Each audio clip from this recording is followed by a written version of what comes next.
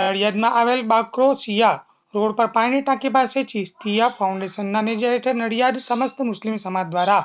પહેલગામમાં થયેલ આતંકવાદી હુમલામાં શહીદ થયેલ હિન્દુસ્તાનીઓને શ્રદ્ધાંજલિ આપવાનો કાર્યક્રમ યોજવામાં આવ્યો, જ્યાં મોટી સંખ્યામાં દરેક સમાજના લોકો જોડાયા અને દુઆ કરવામાં આવી અને આ એક આતંકવાદી હિચકારા હુમલાનો વિરોધ સાથે પાકિસ્તાન મુર્દાબાદ, આતંકવાદ મુર્દાબાદ, દહેશતગર્દી નહીં ચલેગીના પોસ્ટર અને હાથમાં તિરંગા અને કેન્ડલ સાથે મુસ્લિમ સમાજે પોતાનો રોષ પ્રગટ કર્યો। વધુમાં સોહેલભાઈ ચિશ્તિયાએ તમામ મરણ જનારને શ્રદ્ધાંજલિ આપવાની સાથે ઘાયલ લોકો વહેલા સાજા થાય એવી દુઆ કરી હતી અને જણાવેલ કે મુસલમાન કદી આતંકવાદ ના હોય અને આતંકવાદી કદી મુસલમાન ના હોય અને આતંકવાદનો કોઈ ધર્મ હોતો નથી અને ભારત સરકારના વડાપ્રધાન નરેન્દ્ર મોદી સાહેબને આ નાલાયક પાકિસ્તાન પર હુમલો કરી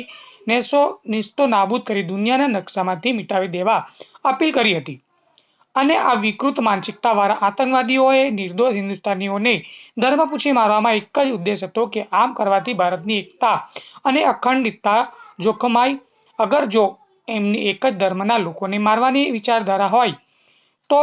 મરણ જનારા મુસ્લિમ લોકોના નામ ના હોત, જેથી આપણે તમામ ભારતીયોએ કોઈ પણ ભેદભાવ રાખ્યા વગર સાથે મળી તેઓનો ઈરાદો તોડી નાખી આ પાકિસ્તાનની સામે ખભે ખભો મિલાવીને સામનો કરવાનો છે અને આપણી ભારતની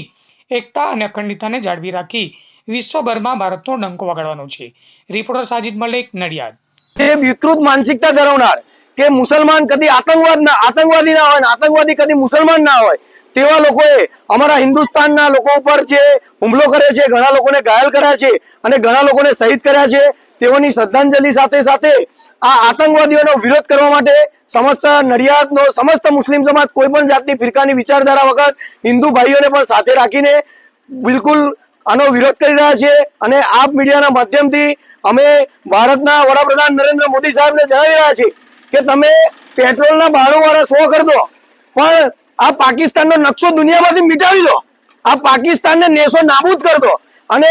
મુસ્લિમ સમાજ, પૂરા ભારતનો મુસ્લિમ સમાજ આ ઘટનાને વખોડી રહ્યો છે અને પાકિસ્તાનનો સખતપણે વિરોધ કરી રહ્યો છે, આતંકવાદનો પણ વિરોધ કરી રહ્યો છે અને આતંકવાદીઓ જેનો કોઈ ધર્મ નથી તે લોકો તે જગ્યાએ જાતિવાદ પૂછી અને લોકોની હત્યા કરી રહ્યા હતા। તેમનો મનસૂબો ખાલી ને ખાલી એવો હતો કે ભારતના મુસલમાનો અને હિન્દુ ભાઈઓની એકતા દોરવાનો। તો મારી આપ મીડિયાના માધ્યમથી તમામ આપણા ભારતીયોને નમ્ર વિનંતી છે કે આમનો મનસૂબો આપણે કાયમ જવા દેવાનો નથી।